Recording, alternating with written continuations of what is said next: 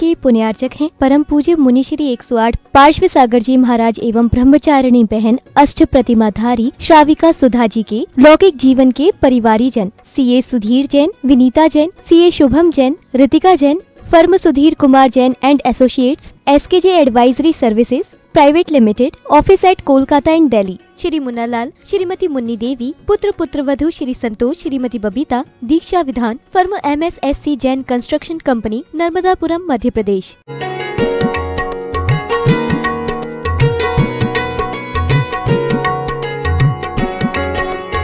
नमोकार महामंत्र हमें ऐसे विशेष ज्ञान देने वाला है। हाँ, निज ज्ञान को देने वाला नमोकार महामंत्र है और नमोकार महामंत्र से ही हमारा मनोवांछित फल देने वाला होता है। नमोकार मंत्र में श्रद्धा भक्ति अटूट होनी चाहिए। मंत्र मन को पवित्र करता है। इसलिए नमोकार मंत्र में आचार्य ने कहा इसमें जो हम 5 वर्ण बोलते हैं और स्वर व्यंजन भी उसमें गर्भित हैं, जैसे अ आ इ ई उ ऊ रि री री ए ऐ ओ औ अम, ये सारे स्वर जितने भी हैं वो नमोकार मंत्र में समाहित है। ओम में समाहित हो जाता है। ओम हम सह, इस मंत्र का जाप करने से पूरा नमोकार मंत्र आ जाता है। पंच परमेष्टि उसमें गर्भित हो जाता है इस स्वर के माध्यम से। और आपने 5 वर्ण क च त ट प क ख ग ग ग अंग, ये हम जब बोलते हैं तो नमो अरियंताणम राम नमो अरियंताणम गर्भित हो जाता है। और च छ ज ज य ह्रीम नमो सिद्धाणम, और क च ट ठ ड ढ ण नमो आयर्याणम, और त थ द ध न नमो उवज्झायणम, और प फ ब भ म नमो लोए सव्वसावणम। सारा व्यंजन और स्वर इसमें गर्भित हो जाता है। इसलिए नमोकार मंत्र कहीं से भी जाप करो, हाँ उल्टा सीधा आगे पीछे से कैसे भी जाप करो, क्योंकि मिश्री होती है, मिश्री कहीं से भी चखेंगे तो हमें मीठी लगेगी। वैसे नमोकार मंत्र कहीं से भी जाप करो, परंतु भावपूर्वक करना पड़ेगा और श्रद्धा से करना पड़ेगा, तो कौन सा काम नहीं हो सकता है। हाँ, सब काम हो सकता है। एक सामान्य नाग नागिन ने नमोकार मंत्र में भाव लगाया, एक जीवंदर कुमार ने अंतिम में कुत्ता को स्मरण करवाया और भाव लगा दिया तो वो उच्च देव बन गया। तो नमोकार मंत्र हमें स्वर्ग और आगे कालांतर में मोक्ष को देने वाला है, संसार तारक है और शिव पद देने वाला है नमोकार महान मंत्र। इसलिए उसको बोलते अनादि निधन मंत्र है, अपराजित मंत्र। ये मंत्र यदि हमारे साथ में हो तो संसार की सबसे बड़ी शक्ति भी हमें कोई बिगाड़ नहीं कर सकती है। इसलिए अपवित्र पवित्रो वा सुचितो दुष्चितोपि वा ध्यायत पंच नमस्कारम सर्व पापे प्रमुच्यते। शरीर पवित्र हो अपवित्र हो, हम सुख में हो दुख में हो, हमेशा हम नमोकार महामंत्र को यदि जपते रहे, ऐसो पंच नमोकारो सव पावपणाशनो मंगलानम च सव्वेसिम परमम हवै मंगलम। ये पंच नमस्कार मंत्र सब पापों को नाश करने वाला है। मंगलों में प्रथम मंगल है नमोकार मंत्र। इसलिए आचार्य ने कहा मंगल भी है, उत्तम भी है और शरण भी है। तो हमारा कोई शरण नहीं है, शरण है तो हमारे नमोकार महामंत्र। इसको स्मरण करते जाओ और अंत तक यदि ये स्मरण रहा तो निश्चित आपका मरण इस स्मरण के माध्यम से आपका सुमरण समाधि मरण होगा। ये उसकी महिमा है। नमोकार मंत्र जो अंतिम में भावना लगा करके जो श्रद्धा किया वो देव पद को प्राप्त किया, अंतिम में केवली पद को भी प्राप्त किया। ये नमोकार महामंत्र की महिमा है। अरिहंत पद, अरिहंत किसको बोलते हैं? जो 46 मूलगुण सहित होते हैं। 4 घात्या कर्मों को नष्ट कर दिया। सबसे बड़ा कर्म है घात्या कर्म में मोहनीय कर्म। नमोकार मंत्र में इस प्रकार जो नमो अरिहंताणम बोलते, तो अरिहंत पद किसको पहले क्यों लिया? क्योंकि हमें अरिहंत प्रभु से ही ज्ञान मिला है, हमें संयम का मार्ग मोक्ष मार्ग मिला है। इसलिए हम स्वार्थी जीव पहले नमो अरिहंताणम, हम अरिहंत प्रभु को नमस्कार किया। नमो बोलने से ही हमारी आत्मशक्ति प्रबल हो जाती है। इसलिए नमो अरिहंताणम, अरिहंत। हाँ, इतना बाहर का समोषण का वैभव मिलने बावजूद भी वो निर्लिप्त रहे, क्योंकि मोहनीय कर्म खत्म हो गया और समोषण में जाकर विराजमान हो गए और सिंहासन के ऊपर कमल के 4 अंगुल अद्धर पर बाहर बाह्य समोषण का भी उनको कोई मतलब नहीं रहा, क्योंकि उनके पास में अंतरंग लक्ष्मी थी। अनंत दर्शन, अनंत ज्ञान, अनंत सुख, अनंत वीर्य, ये लक्ष्मी अंतरंग लक्ष्मी थी। उनको बाह्य लक्ष्मी से कोई मतलब नहीं था। कुबेर के द्वारा उनके पुण्य प्रताप से, हाँ, सौधर्म इंद्र की आज्ञा से कुबेर ने समोषण की रचना किया। और समोषण में 12 सभा लगी हुई, 3 पीठिकाएँ, और पीठिका के ऊपर सिंहासन कमल, और कमल के 4 अंगुल अद्धर पर हमारी अत्यंत प्रभु विराजमान, जिसको हम कहते हैं सर्वज्ञ, हितोपदेशी, वितरागी हैं। और मनुष्य में भी दीन दरिद्र दुखी होकर जन्म नहीं लेगा। समझे, मिथ्या दृष्टि ही दीन दरिद्र दुखी होते हैं। समझे, नीच कुल में जन्म लेते हैं, लेकिन सम्यक दर्शन होने के बाद में अर्थात वेद ज्ञानी सम्यक दृष्टि बनने के बाद में उनका गति सुधर जाता है। सम्यक दर्शन शुद्धा नारक तिरंग नपुंसक स्थितवानी दुष्कुल विकृता पायो दरिद्रताम नाप्यावृत्ति का। समझे, जो सम्यक दृष्टि है वो अवृत्ति, मिथ्या दृष्टि, दरिद्री, अनिच और नीच कुल वाले, और जो है और नरकादि गति में, पशु गति में जन्म नहीं लेगा सम्यक दर्शन लेकर के। समझे, उसको अच्छे गति मिलता, संयम भाव से आत्मा का आनंद मिलेगा। आत्मा के आनंद के सामने कुछ भी संसार का आनंद नहीं है। इसलिए सम्यक दृष्टि बनो, ऐसे आचार्य ने बार बार जगाया, क्योंकि दारिद्र्य नाशनम शीलम, क्या बोलते हैं, हाँ, दारिद्र को नष्ट करने वाले होते हैं। समझे, सम्यक दृष्टि नीच कुल में जन्म नहीं लेगा, गरीब हो करके, हाँ, दरिद्र होकर जन्म नहीं लेगा।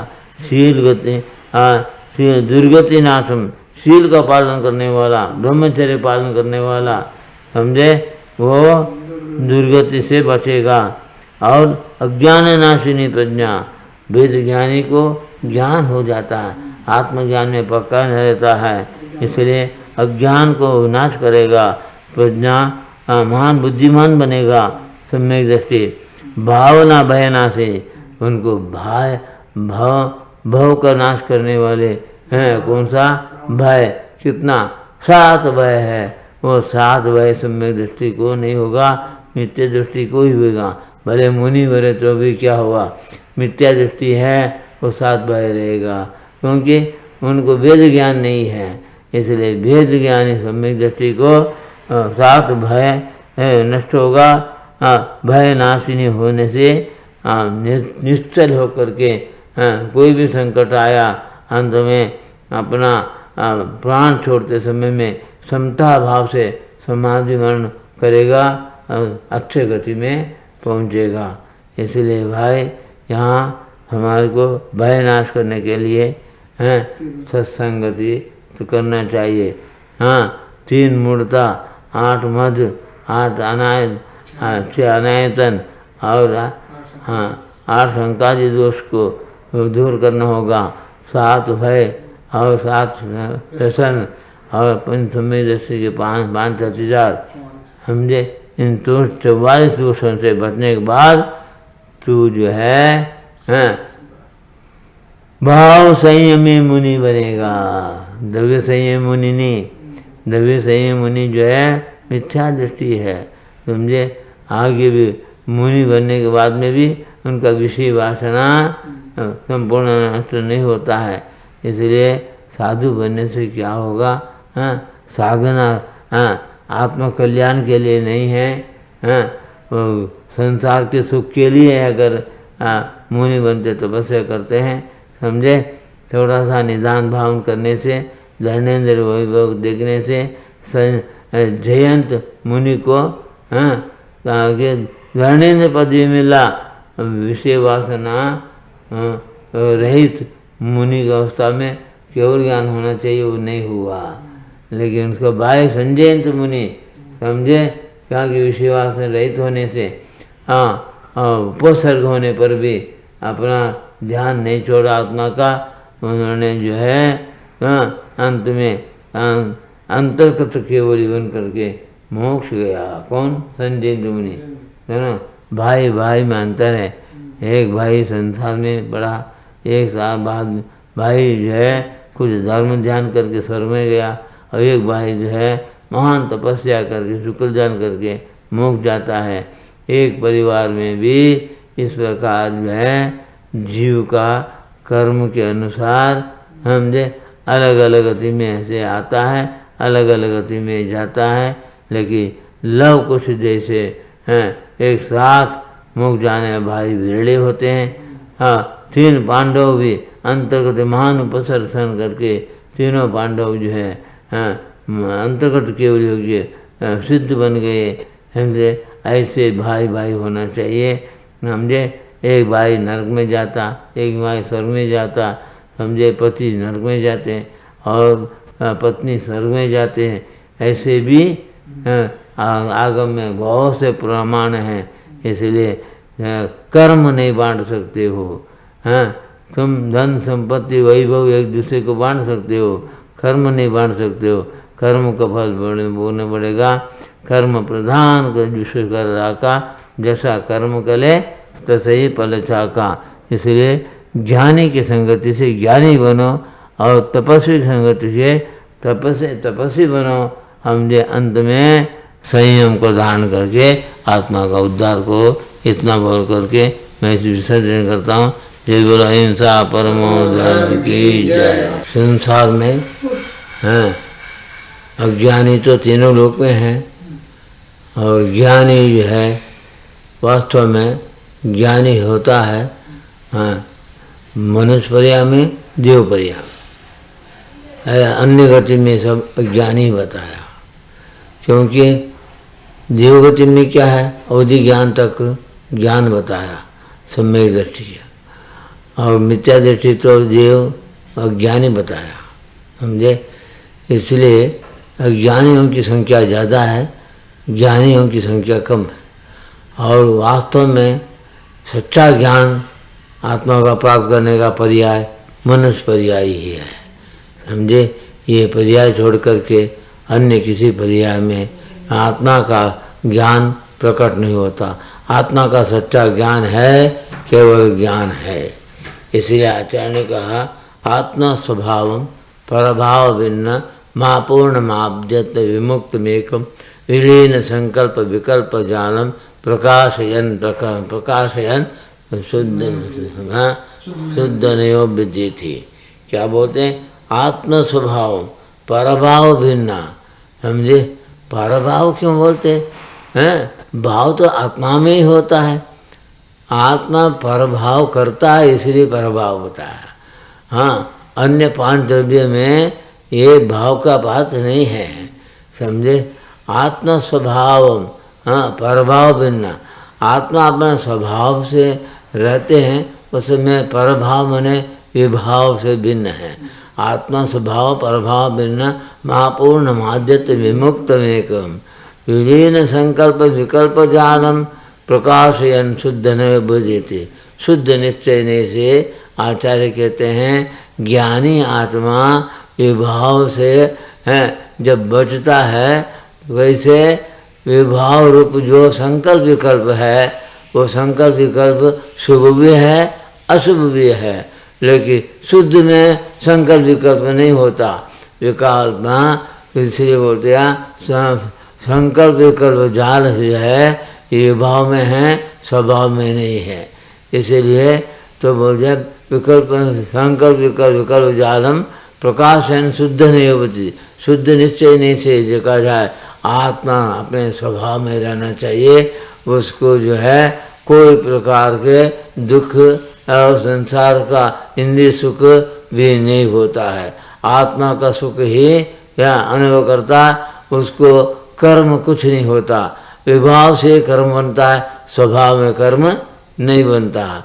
केवल ज्ञान होने के बाद में स्वभाव में रहता, लेकिन केवल ज्ञानी का शरीर भी तब तक रहता जब तक आयु कर्म से बंधा हुआ जो परमावधारक शरीर है, वो शरीर जब तक है आयु कर्म से तब तक जो है तो वो रहता है शरीर में, लेकिन शुद्धोपयोग में रहता है।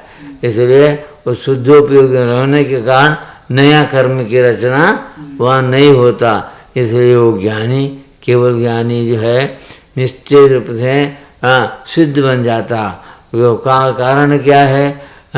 केवल ज्ञानी वास्तव में आयु श्वासोच्छ्वास और परमोदार शरीर और वचन बल, ये 4 प्राण उनको रहता है। इसलिए वो जब आयु खत्म होती है उनका शरीर जो है कपूर के समान उड़ जाता है, समझे। यहाँ तो मनुष्य तिरंज गति में शरीर को जो है जलाना पड़ता है, गाड़ना पड़ता है, वैसी बात वहाँ नहीं है। इसलिए आत्म स्वभाव परभाव भिन्न, परभाव से भिन्न होना चाहते हो, संकल्प विकल्प मत करो। संकल्प विकल्प करने वाला तो विभाव वाले तो अज्ञानी माना जाता है, छद्मस्त माना जाता है, समझे। तो छद्मस्त को आनंद नहीं आता, आत्मा का वास्तविक आनंद नहीं मिलता है। इसलिए तो संकल्प विकल्प क्यों करते हो?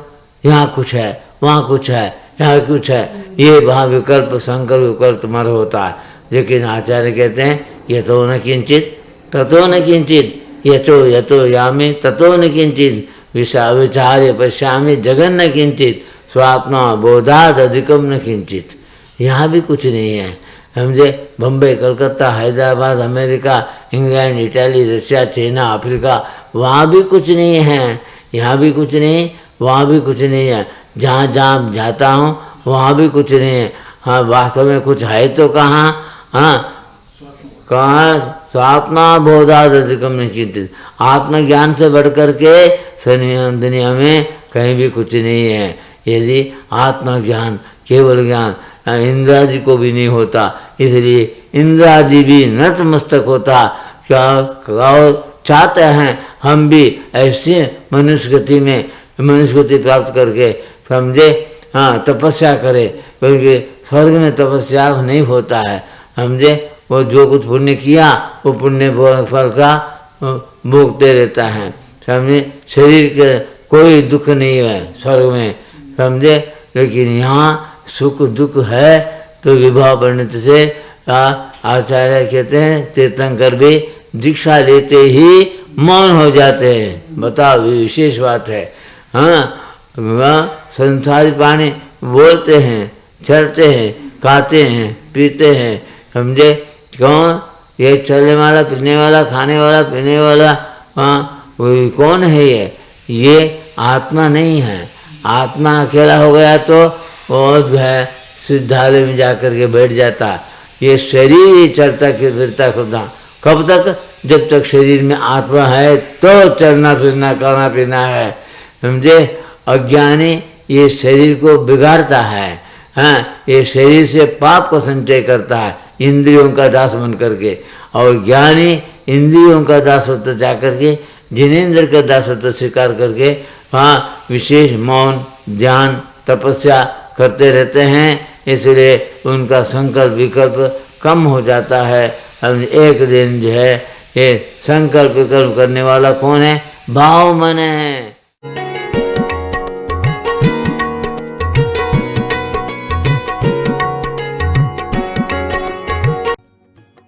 इस कार्यक्रम के पुण्यार्जक थे परम पूज्य मुनिश्री 108 पार्श्व सागर जी महाराज एवं ब्रह्मचारिणी बहन अष्ट प्रतिमाधारी श्राविका सुधा जी के लौकिक जीवन के परिवारी जन CA Sudhir Jain, Vinita Jain, CA Shubham Jain, Ritika Jain, firm Sudhir Kumar Jain and associates, SKJ advisory services private limited, office at Kolkata and Delhi, Shri Munna Lal, Shrimati Munni Devi, पुत्र पुत्रवधू Shri Santosh, Shrimati Babita, Diksha Vidhan, firm MSSC Jain construction company, Narmadapuram, Madhya प्रदेश।